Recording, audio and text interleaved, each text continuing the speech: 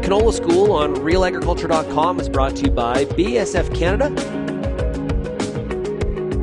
and Invigor Hybrid Canola.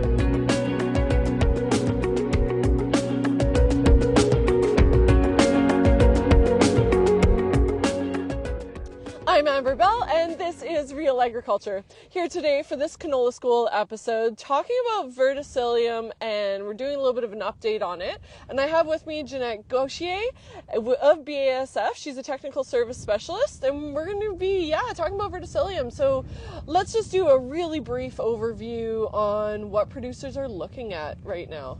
So I think many producers might be thinking this is a Manitoba issue, starting to really see it along the Saskatchewan border as well.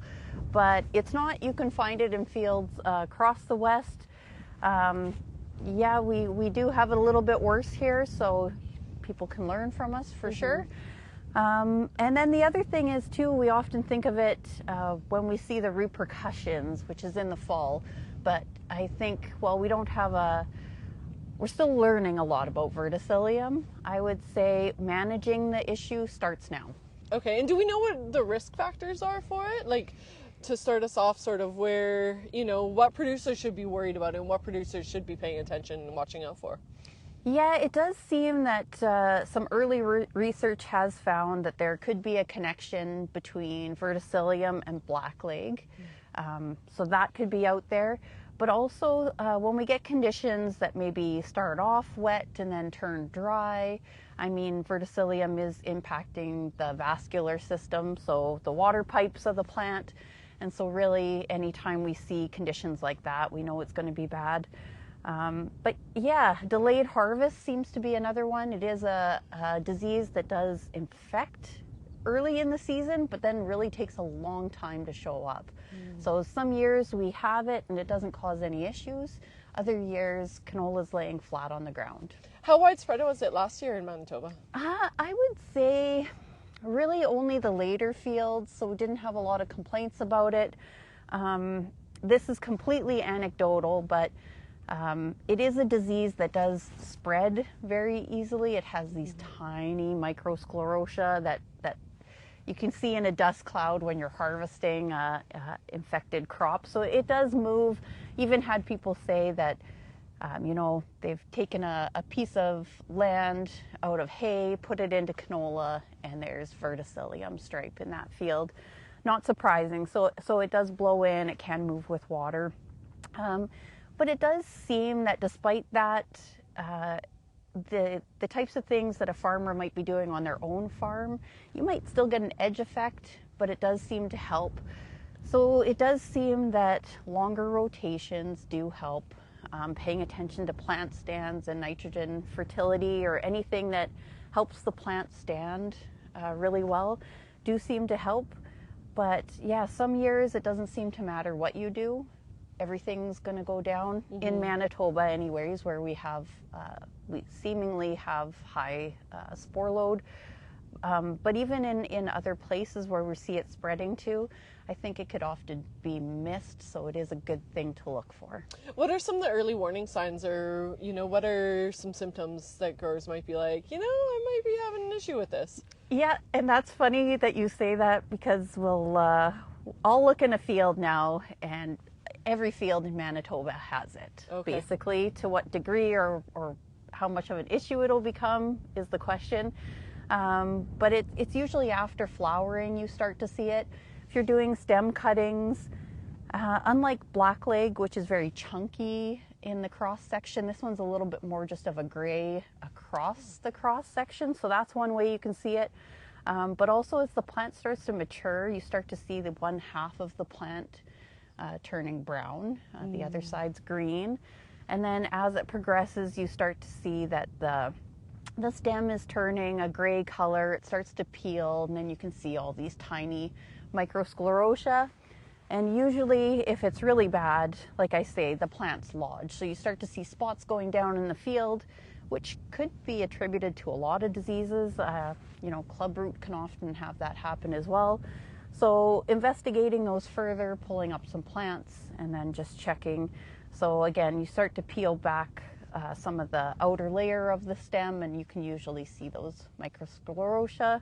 Or if you're in an area like Alberta or Western Saskatchewan where this is relatively new or low pressure, there's lots of labs that will test for it. Is there a rating scale like there is with blackleg on how severe of a disease issue you're having when it comes to verticillium? Yeah, and I know off camera we talked about this disease being like 10 years old now here, or even older, but it really starting to ramp up for whatever reasons. And so we still call it a new disease, which I think is fair because it takes time for research to catch up.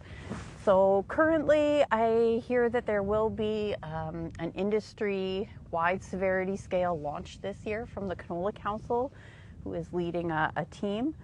But really, breeders for the various canola companies, so our Invigor breeders included, have been paying attention to verticillium for at least the last 3 years, looking at our own genetics and using whatever methods they've deemed to work to rate tolerances between hybrids.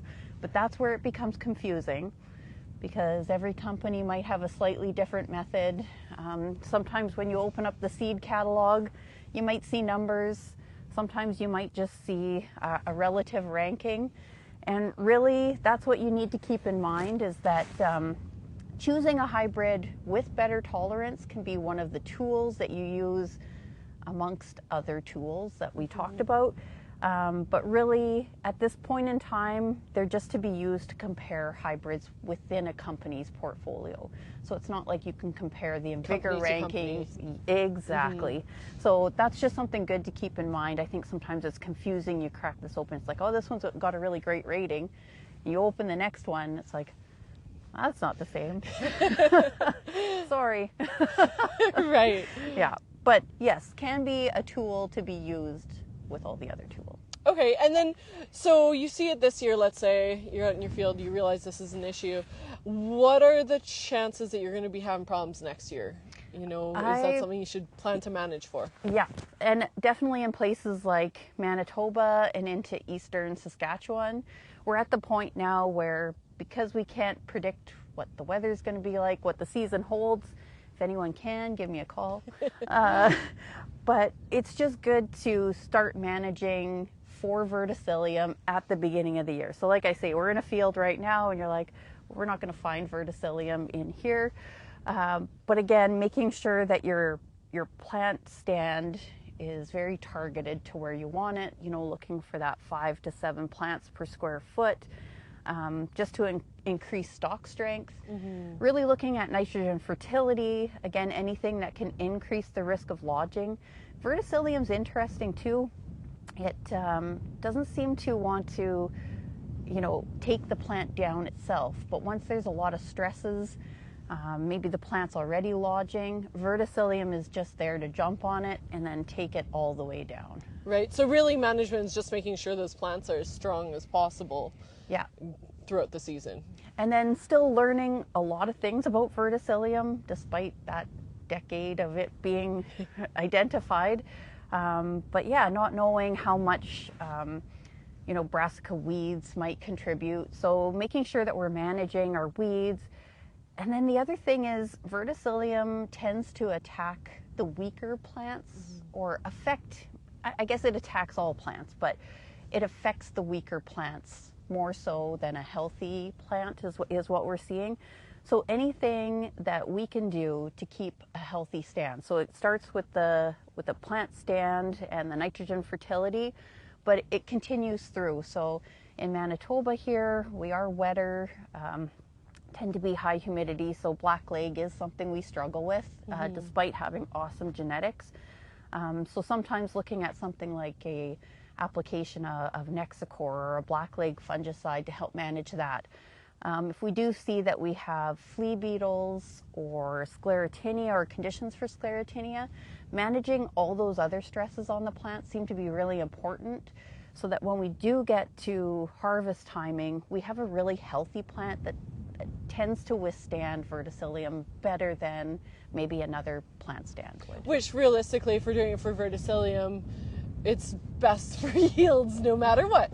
I agree. I feel like if we're targeting healthy plants, and really, we've really been fortunate with canola. It's a really adaptable plant, but yeah, I think now we just have to focus on, making sure our plant stands are good. Again, assessing nitrogen fertility, and then throughout the year, just going through and making sure that you're managing all the other pests that might be in that canola. Spending some time in the field. Yeah. Well, that's great. Thank you so much, Jeanette. All right. And that was Jeanette Gaultier on Real Agriculture. Thank you.